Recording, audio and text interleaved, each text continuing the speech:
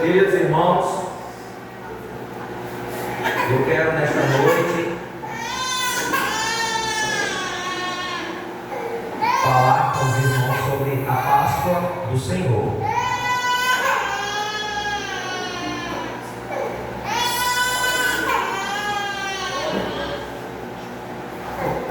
O livro que nós estamos lendo é o livro do Êxodo capítulo de número 12. O tema que foi escolhido é a Páscoa do Senhor.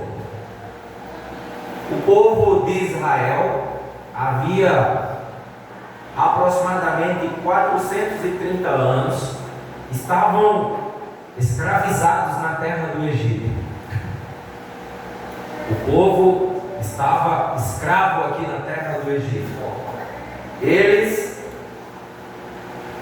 não tinham a sua liberdade, não podiam escolher o seu estilo de vida, a sua maneira de viver. E diz a palavra de Deus que Deus faz uma promessa de tirar o povo do Egito. Deus levanta o servo dele, Moisés, e aqui no texto de Êxodo capítulo 12, Deus diz ao povo, através de Moisés, que vai retirar o povo da terra do Egito com mão forte. O Senhor faz uma promessa, a promessa de retirar o povo. O Senhor diz que vai enviar um anjo, e este anjo passará em revista na casa de todos os homens e mulheres primogênitos da casa de Judá. Diz a palavra de Deus, da casa do Egito, melhor dizendo. Diz a palavra de Deus que o povo de Deus deveria, nesta noite, que celebrariam assim o princípio dos meses, matar o cordeiro ou um cabrito, como o texto que lemos diz, e comerem a Páscoa do Senhor. Eles deveriam comer esta Páscoa, esta carne, este cabrito, este cordeiro assado. Não poderia retirar nenhuma das partes, deveriam comê-lo inteiro. Eles pegariam o sangue deste cordeiro e eles colocariam o sangue deste animal nas ombreiras da sua porta. Isso seria como um sinal quando o anjo da destruição, o anjo da morte viesse, e ele passaria por cima da casa onde estivesse o sangue, onde fosse visualizado o sangue do cordeiro. Aquele anjo, ele não mataria aquele primogênito. O primogênito que morreria era tanto criança, jovem, velho. Quem não tivesse o sangue na sua casa, o anjo mataria. Esta morte aconteceria até entre os animais. A Páscoa então nasce como um memorial. É o livramento do povo de Deus, do povo de Israel. No Novo Testamento, este evento encontra o cumprimento no livro de João, capítulo 1, versículo 29, quando João identifica: eis o Cordeiro de Deus que tira o pecado do mundo. Jesus, cuja morte e ressurreição garante para nós, através do seu sangue, a salvação perfeita e eterna. A Páscoa, ela é fundamentalmente sobre sacrifício. A Páscoa é fundamentalmente sobre redenção. A Páscoa é sobre vida. Contudo, meus irmãos, você que nos ouve, você que nos assiste, a Páscoa ela tem, especialmente a partir desses períodos de modernidade, nos dias em que vivemos, tem, e com o avanço do capitalismo, a Páscoa aqui no Brasil, ela remonta a uma fábrica de chocolate. Eu não vou aqui citar a fábrica de chocolate, porque ela não nos patrocina, e através daquela publicidade, juntando o chocolate a um ovo, a vida, e por causa do capitalismo envolvido na venda de chocolate, existe uma ressignificação na Páscoa do Senhor. Símbolos seculares como coelho, ovos, que são originalmente ligados à fertilidade, à renovação da vida, nas culturas pagãs por aí, são agora incorporados dentro da Páscoa e são explorados comercialmente. Empresas passam a enfatizar com veemência o consumo, transformando a Páscoa em nada mais, nada menos que um feriado muito lucrativo para a venda de chocolate, onde as crianças sofrem um grande ataque de apelo comercial. O resultado desse apelo é uma inversão, meus irmãos. Estou falando assim porque outras pessoas provavelmente visualizarão este vídeo.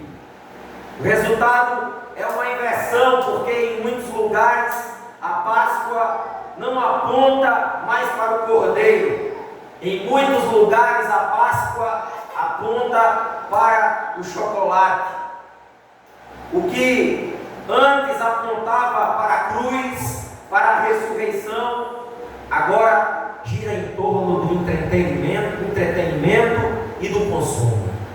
O resultado disso é que as pessoas estão esquecendo o verdadeiro sentido da Páscoa.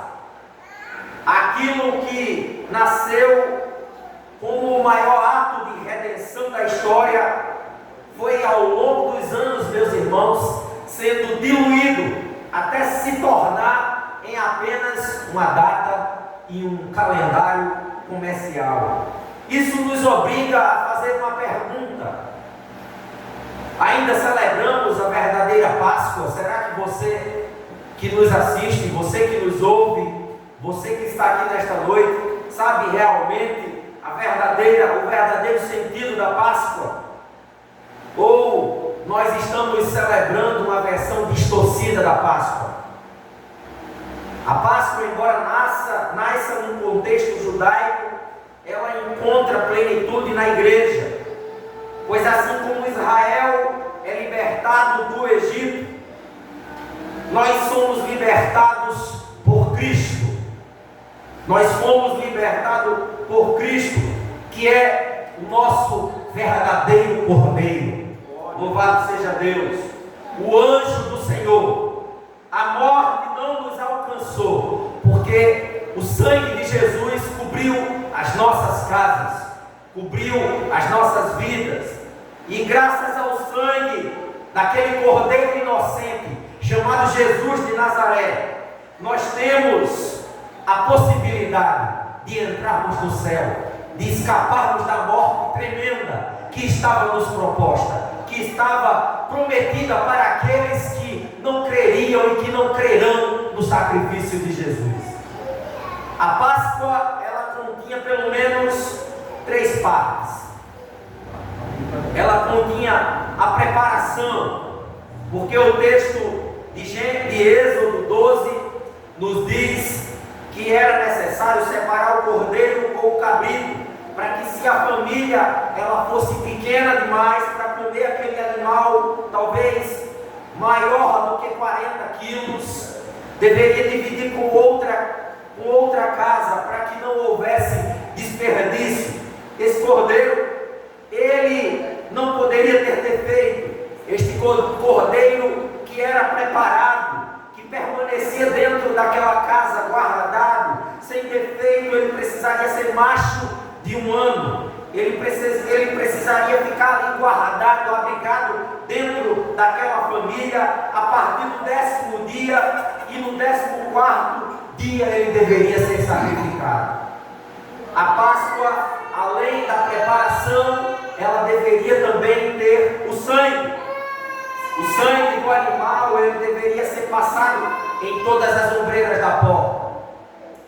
A Páscoa também tinha um outro elemento, que era os pães asmos e as ervas amargas, que deveriam ser comidas no final do 14º dia até o 21º dia, totalizando 7 dias sem comer pão com fermento. Estas ervas que deveriam ser comidas ali juntamente com o cordeiro, é muito simbólica, e mais na frente você verá a importância disso tudo para nós hoje. Esta mensagem, ela nos remete de forma prática, meus irmãos, para que nós não fiquemos aqui apenas analisando o texto sem trazer alguma aplicação para a nossa vida, para a nossa existência nos dias atuais. Esta mensagem, ela nos dá aqui algumas lições espirituais, ela nos traz algumas orientações bíblicas. Esta mensagem aqui nos traz alguns alertas para a nossa vida hoje.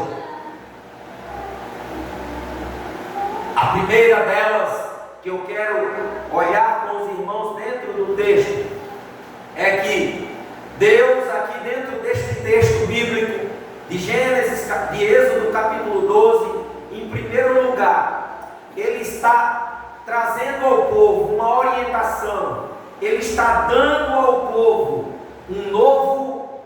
uma nova maneira de viver. Deus está dando ao povo aqui um novo estilo de vida. O texto que nós lemos diz: este será o primeiro mês do ano para vocês. Deus está dando aqui que é o mês de Abib, é uma parte aproximadamente aqui de março e abril no calendário judaico. Deus, após 430 anos deste povo escravizado, deste povo que esteve aqui em sofrimento no Egito, Deus está dando agora a esta nação a oportunidade de celebrar a Deus um culto. Deus está agora promovendo no meio do seu povo um novo estilo de vida. Deus está marcando no meio do calendário do povo de Deus, um momento, um dia que será pelos anos, pelos séculos, para o povo de Israel, um momento marcado para a adoração. Sabe, meus irmãos, quando eu olho para este texto, eu lembro quando eu não conhecia Jesus de Nazaré. Eu lembro da minha maneira de viver. Eu lembro quando eu não conhecia Jesus, que eu vivia sem Deus, que eu vivia como um escravo, que eu vivia sem a importância da minha família, sem a importância das coisas que realmente importavam na minha vida. Eu era escravo do pecado, eu acordava para pecar, eu dormia acordando já com a possibilidade, com a oportunidade, e eu não perdia esta oportunidade de viver em pecado. E quando eu leio esta passagem aqui que nós lemos, o versículo 2, eu lembro de que como cristão, como servo de Deus, muitos de nós não respeitamos as palavras do Senhor. Muitos de nós não damos importância a nenhum tipo de data, nós não damos importância a nenhum chamado do Senhor para a adoração. Muitos crentes dizem que vivem uma nova vida em Cristo, mas eles não levam o que o texto da palavra de Deus chama para que nós vivamos. Este deverá ser o primeiro mês do ano para vocês. Este povo de Israel que viveu cativo no Egito, que viveu escravo no Egito, deveria dar uma atenção especial a esta data. Eles deveriam viver este dia especial na vida deles, porque o Senhor estava marcando um novo momento. O Senhor estava dando a eles uma data especial, um dia de celebração. E nós, meus irmãos, por vezes nós não damos atenção. Quando eu falo nós, eu estou falando no contexto geral. Nós não damos atenção, a atenção devida ao dia do Senhor, aos cultos na casa do Senhor, a celebração, ao culto ao Senhor. Nós não damos atenção porque nós não entendemos a tão grande libertação que o Senhor fez em nossa vida. Eu acho que alguém vai dizer assim, mas eu não sou judeu, eu sou um cristão. Eu queria lhe perguntar nesta noite, você que está aqui e você que verá esta mensagem, você que assiste essa mensagem, quando você assistir, como andam as suas prioridades? Como andam, meus irmãos, as nossas prioridades? As prioridades de muitas pessoas não estão no que este povo está experimentando aqui. Deus está dizendo para eles, façam deste dia, façam desta data uma data especial, vivam de uma maneira diferente. Deus está aqui pedindo aos recém-libertos da escravidão para comemorarem a Páscoa. Jesus, quando Ele nos convida para ceiar, quando é um culto de ceia, Ele pede para que nós participemos da ceia em memória dEle. Jesus nos pede para que nós participemos da ceia, fazendo a ceia, participando da ceia, lembrando dEle. Cada vez que nós abrimos, meus irmãos, mão daquilo que Deus nos chama a viver, nós esquecemos. Cada vez que nós abrimos mão do culto, da adoração, da maneira como nós aceitamos, como nós vivíamos logo no início, quando nós chegamos a este lugar, cada vez que nós abrimos mão de viver como a palavra nos ordena, como a palavra nos chama, nós esquecemos um pouquinho de onde Deus nos tirou. Tem pessoas, meus queridos, que estão vivendo não o estilo de vida que este texto nos chama. Deus nos chama nesta noite a viver um estilo de vida diferente, mas existem pessoas que estão vivendo, estão na igreja como se estivessem no mundo. Quantas casas estão, ao invés de dar atenção às datas importantes da sua vida, ao culto, à celebração, aos momentos com Deus, mas estão abandonando, sabe, Bruno, a celebração do culto por uma tarde no cinema, estão abandonando por coisas aqui que seriam até ridículas de nós falarmos. Agora, eu quero dizer para você que eu não sou contra ter momentos em família ou tarde no cinema, não é isso. A família no shopping, não é isso que eu estou falando. Eu não sou contra, mas eu estou falando aqui com relação à prioridade, ao estilo de vida. Aquilo que Deus nos chamou, Deus nos dá um novo estilo de vida, uma nova maneira de viver, meus irmãos.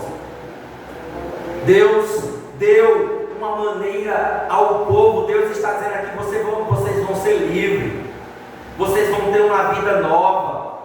Se você antes não celebrava a Deus, você agora vai ter a possibilidade. Vão ter datas especiais para você celebrar. Você que não adorava no Egito, você agora vai ter a possibilidade. Ninguém vai te perseguir, ninguém vai te pegar. Sua prioridade agora vai ser a da adoração. Você foi liberto. Você que foi liberto e liberta da condenação do pecado, você agora tem a possibilidade de adorar ao nome de Jesus.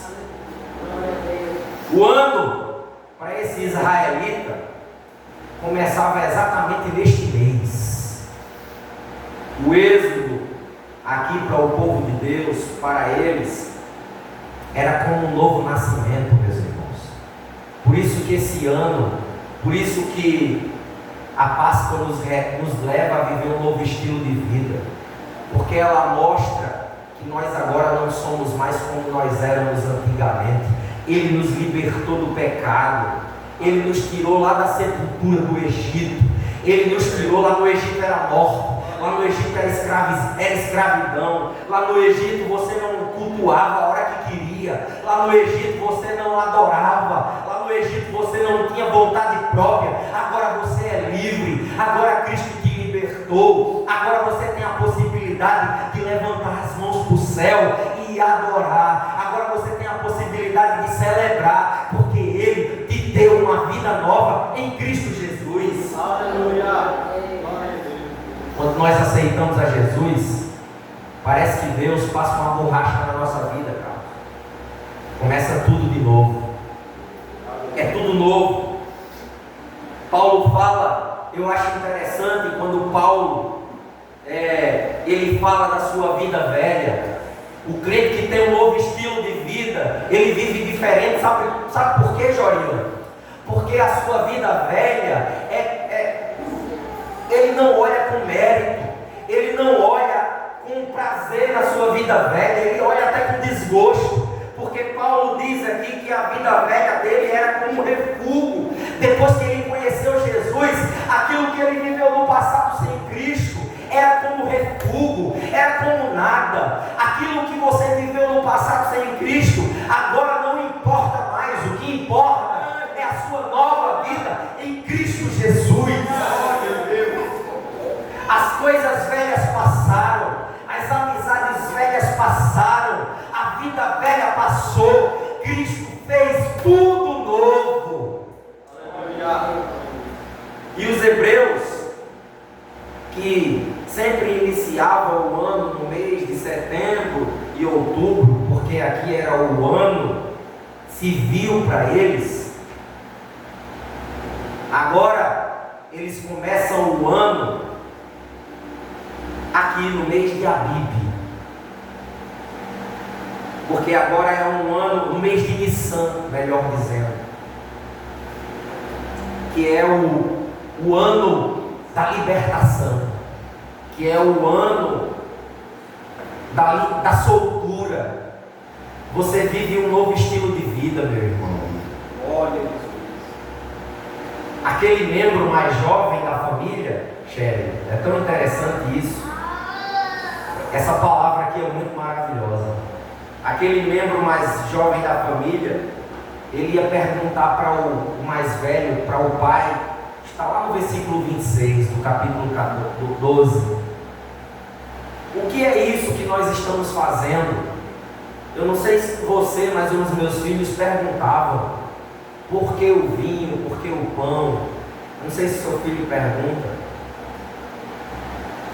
E quando alguém perguntava, quando um jovem da família perguntava, era um momento, o pai da família ia dizer assim: foi o dia que, isso aqui simboliza o dia que Deus nos libertou, isso aqui simboliza o dia que Deus nos tirou da morte, isso aqui aponta para o dia que Deus nos deu um novo estilo de vida. Deus nos deu uma nova maneira de viver. Ele nos tirou lá do Egito, Ele mandou um anjo, matou todos os primogênitos dos egípcios, e Ele nos tirou com mão forte. Por isso que nós agora vivemos assim, celebramos assim. Aleluia, louvado seja Deus.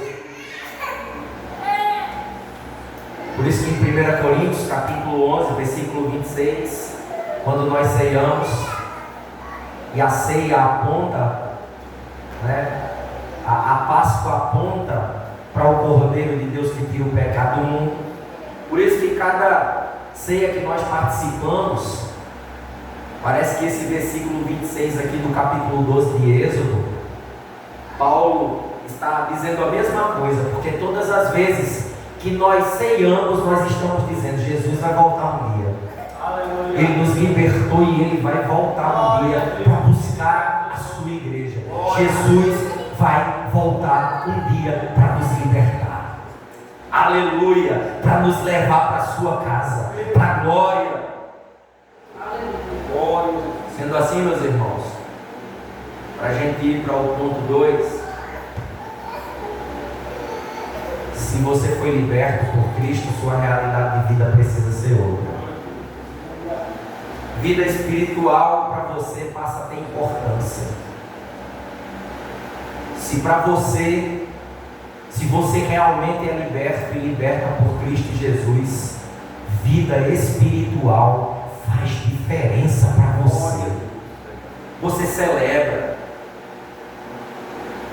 Muitos crentes que foram salvos estão aos poucos retornando para o Egito.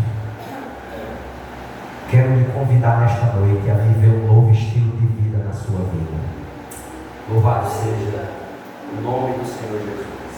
Em segundo lugar, o texto no versículo 3 diz: todo homem deverá separar um cordeiro ou um cabrito para a sua família, um para cada casa. Versículo de número 3.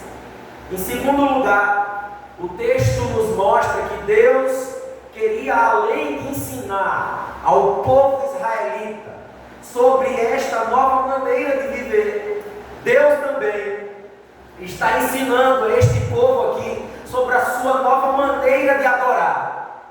Deus está ensinando não somente a maneira de viver, mas Ele está ensinando a maneira deste povo adorar a Deus. Porque o texto diz que cada homem, ou que todo homem, deverá separar um cordeiro ou um cabrito para a sua família e para cada casa. Cada homem dentro da família tem a responsabilidade de separar a sua oferta para a sua casa. O seu dever, o dever deste homem israelita aqui era guardar este cordeiro, era separar este cordeiro. É nosso dever como homens e como mulher de Deus, é nosso dever como homens de Deus, separar o cordeiro, guardar o cordeiro, é nossa responsabilidade. Manter a oferta da adoração na nossa casa. Não pensemos nós, meus irmãos, nesta noite, que você que é crente, que serve a Jesus Cristo, que não é a minha e que não é a sua responsabilidade conduzir a sua casa em adoração a Deus.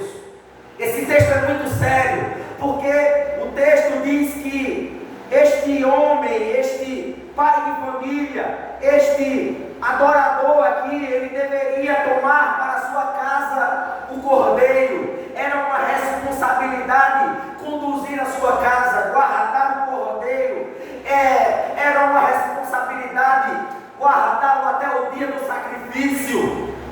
Caso este ato solene não fosse cumprido aqui na íntegra, este homem estava correndo o risco de vida, porque o anjo da morte, ele passaria sobre aquela casa, ele exterminaria aquele homem, porque ele procuraria naquela casa o sangue do cordeiro. E deixa eu dizer uma verdade aqui, meus irmãos, parece ser dura, mas é bíblica e é verdadeira. Muitas casas estão afundando como um barco furado. Sabe por quê? É por culpa da falta de atenção, da falta de cuidado na adoração. Muitas casas estão afundando por culpa nossa mesmo, por culpa da nossa falta de vigilância, por conta da nossa falta de adoração, por conta da nossa falta de condução, da nossa negligência na condução da nossa família ao céu. O texto diz claramente aqui que era responsabilidade do homem, deste homem aqui, desta casa aqui, separar o cordeiro. Era algo individual, ele deveria fazer isso, mas muitas pessoas estão negligenciando, estão pegando carona no cordeiro da casa alheia, estão pegando carona muitas vezes na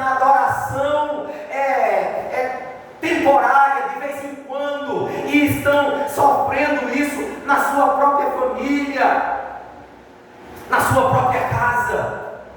Estão mandando os seus filhos para a igreja, mas elas mesmas não estão vindo à igreja em adoração, buscar o Deus que está aqui nesta noite. Isso é sério, meus irmãos. Isso é muito sério, porque a adoração envolve esta responsabilidade. O texto é muito claro. O texto diz: falai a toda a congregação de Israel, tome cada um para si um cordeiro.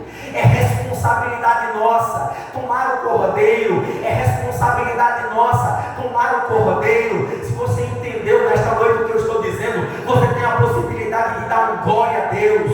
É sua responsabilidade tomar o cordeiro de Deus por sua casa nesta noite, para a glória do nome do Senhor. E o texto mostra para nós aqui que a adoração envolve pelo menos 3 áreas da nossa vida. A adoração aqui envolve a comunhão, porque o texto diz claramente, e nós estamos falando sobre a adoração particular, individual de cada casa, irmão. E a adoração envolve comunhão, porque o texto fala em dividir esse cordeiro entre os vizinhos mais próximos. Porque às vezes o cordeiro é grande demais e não poderia sobrar. O cordeiro sempre dá para ser dividido, meus irmãos. Comunhão. Adoração envolve a oferta, porque o animal escolhido, diz o texto no versículo 5, será macho de 1 ano, sem defeito. Esta oferta da adoração não pode ser com a pata quebrada, com o olho cego, com a lã machucada, com a orelha quebrada. Esta oferta, diz a palavra de Deus, que precisa ser um animal escolhido. Tem que ir lá na manada, não sei nem como é que é, no rebanho. Tem que ir lá no rebanho, selecionar, procurar. A oferta tem que ser carinhosa, tem que ser cuidadosa, tem que ser atenciosa, tem que ser agradável a Deus. Porque Jesus, como sacrifício perfeito, ele foi agradável a Deus. Essa oferta, essa adoração envolve ainda uma terceira coisa, porque ela envolve a obediência. O texto diz no verso 6: guardem o cordeiro até o 14º dia do mês, quando toda a comunidade de Israel irá sacrificá-lo ao pôr do sol. Era necessário um tempo, era necessário cuidar do cordeiro, era necessário guardá-lo, era necessário obedecer. O cordeiro deveria estar aguardando o dia certo para ser morto. E quem dita as regras aqui é o próprio Senhor. Não é o israelita que deveria dizer: eu vou fazer como eu quero. Não, a regra aqui era dada pelo Senhor, meus irmãos.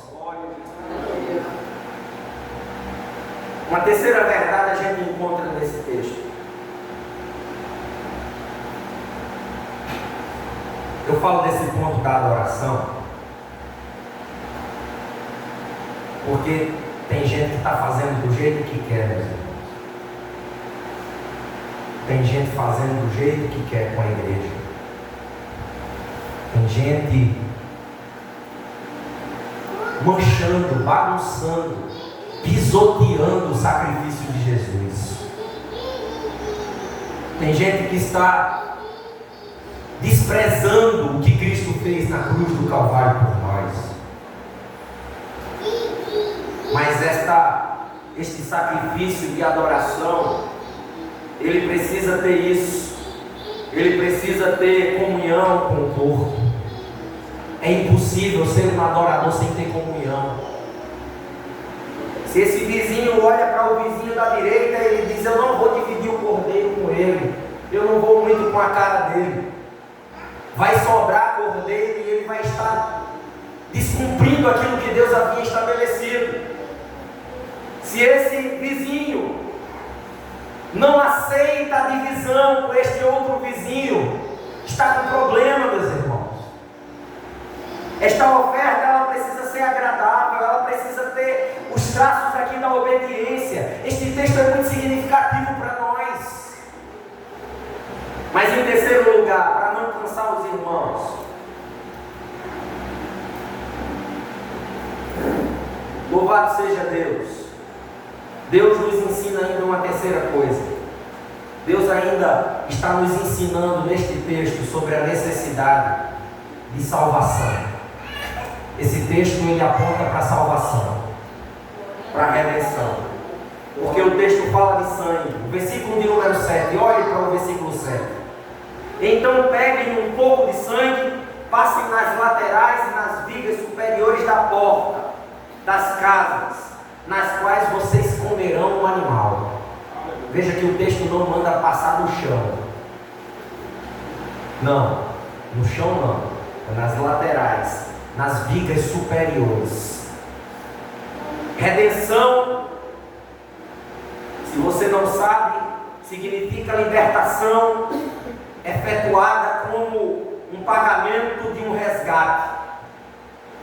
É como se eu e você estivéssemos prisioneiros, e para que eu e você pudéssemos ser libertos daquela prisão, alguém precisaria pagar um resgate. Isso é redenção. Cristo pagou o resgate por mim e por você. No Antigo Testamento, Deus tratava com o homem através do sangue. Porque em Hebreus capítulo 9, versículo 22, diz: de fato, segundo a lei, quase todas as coisas são purificadas com sangue, e sem derramamento de sangue não há perdão. Sangue fala de vida. Deus faz este acordo com o povo. Passem sangue nas portas, nos umbrais, e a morte não vai chegar até vocês. Sangue aqui é visto por Deus como um sinal. E quando ele passar por cima de cada casa, diz a Bíblia que ele vai procurar o sangue. E quando ele encontrar o sangue, ele seguirá adiante. Quando ele olha o sangue, ele passa adiante. O sangue, diz o versículo 13, será um sinal para indicar as casas em que vocês estiverem. Era o sangue, era o Senhor quem deveria ver o sangue. Agora deixa eu dizer uma coisa, meus irmãos. Nós não damos o devido valor ao sangue de Jesus, mas Deus sim. Deus sim. O sangue ficava do lado de fora da porta. O israelita dentro da casa. O israelita não via o sangue, mas Deus via o sangue. Deixa eu dizer para você nesta noite, quando Deus olha para você, Ele não vê a sua beleza. Quando Ele olha para você, Ele não vê o que está dentro de você. A gente até às vezes canta, dizendo que nós temos um valor, que nós temos muita coisa, que nós somos assim especiais. Mas Deus, quando olha para mim e para você, pobres pecadores, miseráveis pecadores, candidatos ao inferno, Deus, quando olha para você e para mim, Ele olha o sangue de Jesus. Quando Ele olha para você, Ele enxerga o sangue. É o sangue que Ele vê nesta noite. Tem um autor que eu já li, em algum dia, eu não lembro quem foi que disse isso, mas ele diz poeticamente que Deus usa óculos. E quando Ele olha para nós, o óculos dele está manchado de sangue. É por isso que Ele não te extermina. É por isso que Ele passa por cima. É por isso que Ele perdoou. É por causa do sangue de Jesus na cruz do Calvário. Por isso o apóstolo Paulo diz, escrevendo aos Efésios no capítulo 1, versículo 7, no qual temos redenção pelo seu sangue, a remissão dos pecados, segundo a riqueza da sua graça. É pelo sangue e pela graça, é pelo sangue e pela graça, é por causa dele, não é por tua beleza, não é porque você é bom, não é porque você merece, é por causa do sangue e por causa da graça, é por causa do sangue e por causa da graça. Quantos podem dar um brado de glória a Deus nesta noite? Você só está aqui por causa do sangue precioso do Cordeiro de Deus.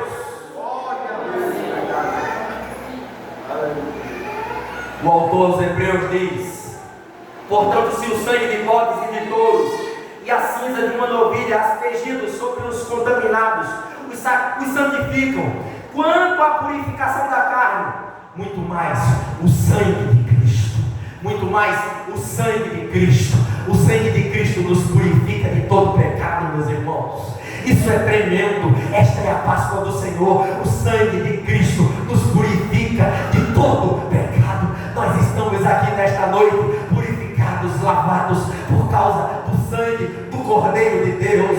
Por isso que nossa Páscoa celebra não o ovo de chocolate, não o coelho. Nossa Páscoa celebra a Jesus de Nazaré, o seu sacrifício na cruz do Calvário. É o sangue, é o sangue. Quando ele passa, ele olha, ele passa nesta noite em revista e ele enxerga o sangue de Jesus na nossa vida.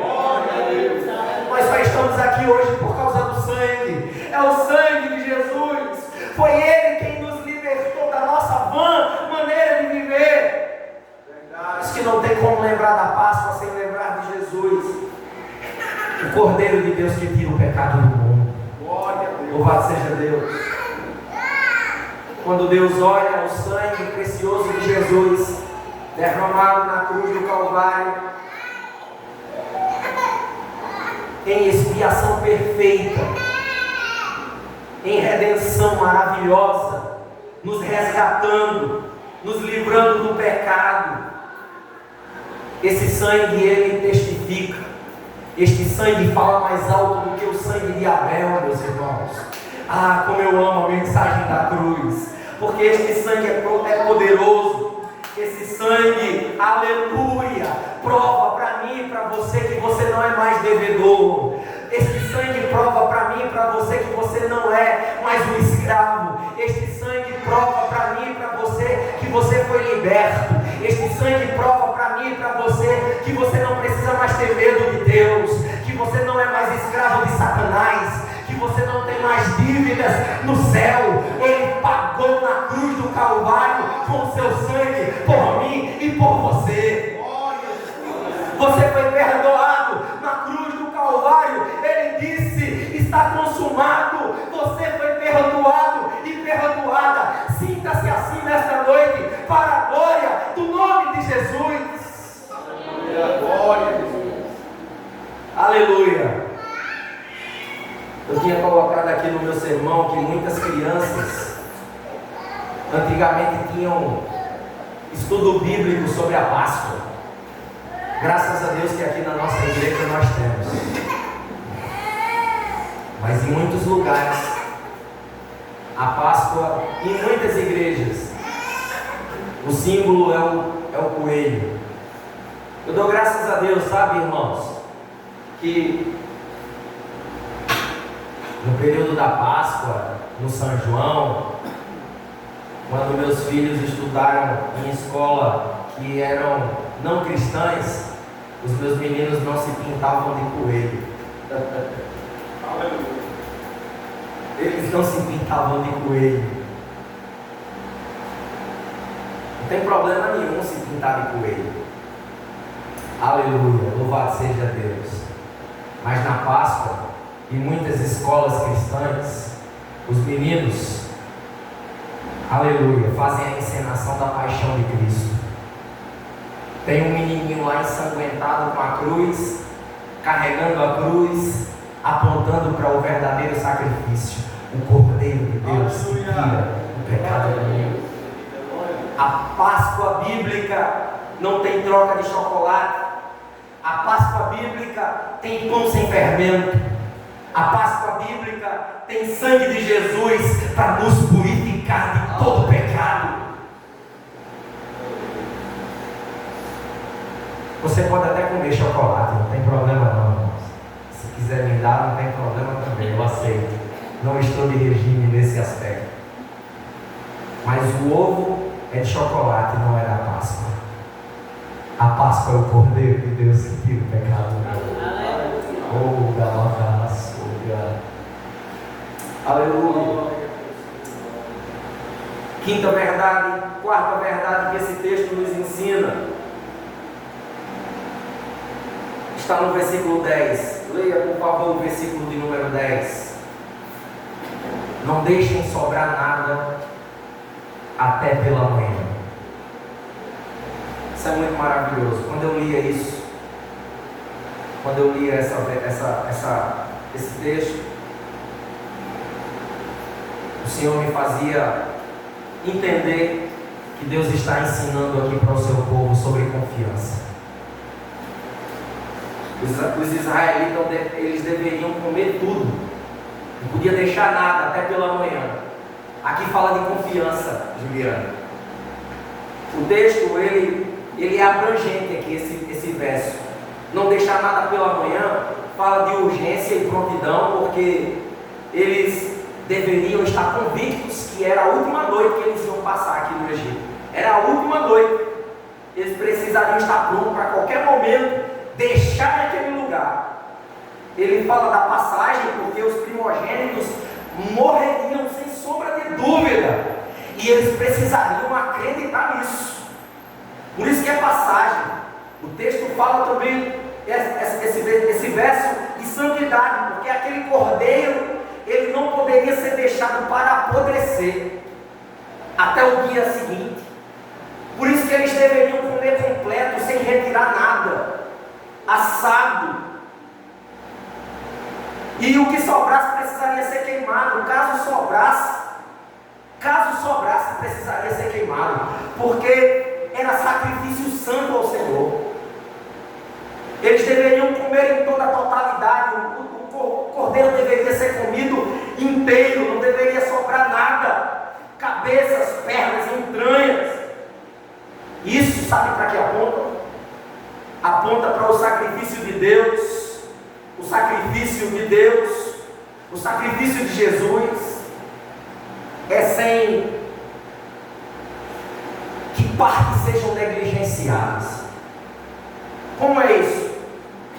Eu aceito Jesus como meu Salvador, mas eu não o aceito como meu Senhor. Eu aceito como aquele que me dá as coisas, mas eu não obedeço, eu não amo a sua palavra. É um sacrifício pela metade. Não, o texto aqui fala de não sobrar nada pela manhã, de uma totalidade. Eu aceito Ele como meu Salvador, mas Ele também é meu Senhor. Não podemos aceitar Jesus pela metade. Mas o texto fala de dependência, fala de confiança. Porque comer tudo naquela noite mostraria uma coisa muito importante. Mostraria que o povo confiaria no Senhor. Eu vou guardar um pouquinho para comer no meio do caminho, na saída do Egito. Vou guardar, a gente faz um churrasco no meio do caminho. Não. Você precisa depender de Deus. Você precisa depender que o Senhor vai cuidar do deserto. A vida deste povo deveria ser pautada na confiança de que Deus ia cuidar deles nos mínimos detalhes. Não pode sobrar nada, tem que comer tudo. Nós, como crentes, precisamos acreditar que Deus está suprindo todas as nossas necessidades. Nesta noite você precisa confiar que Deus está no controle da sua vida, que Deus está no controle da sua casa. Este texto nos fala sobre a confiança de entender que Deus está cuidando da sua igreja. Deus está cuidando do seu povo.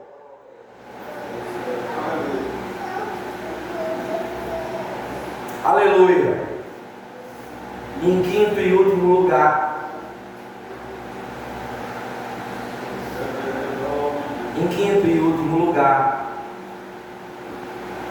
esse texto, no verso 14, Diz assim: este dia será um memorial que vocês e todas as suas gerações celebrarão como festa ao Senhor. Versículo 14. Deus está ensinando sobre a nossa memória. Porque o povo mais ingrato do mundo é o crente, meus irmãos. Se você der comida a um cão 2, 3 dias na semana, ele vira seu amigo. Sim ou não, meus irmãos? Ele vira seu amigo.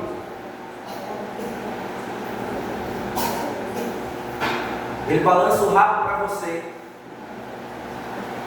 Ele fica rodeando você. Eu digo isso porque eu já tive cachorro. E eu gosto de animal. Eu ia dizer uma coisa aqui, mas não vou dizer não. Mas o crente, a ovelha, não sei se é ovelha ou se é o bode, eu não sei, é muito ingrato, meus irmãos.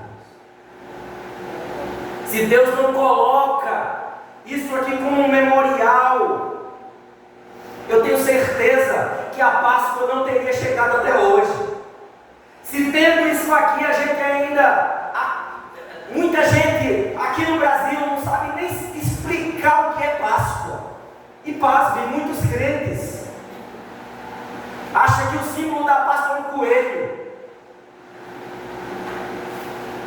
Quando uma criança israelita chegava no pai, ao lado do seu pai, ele explicava: é o sacrifício da Páscoa do Senhor. Ele explicava que deveria comer pão sem fermento, sem levedo, ervas amargas. E isso traria na mente deles a aflição que eles passaram na terra do Egito. Lembre de onde você veio. Lembre o pecado que vocês experimentaram lá naquela terra. Lembre o sofrimento.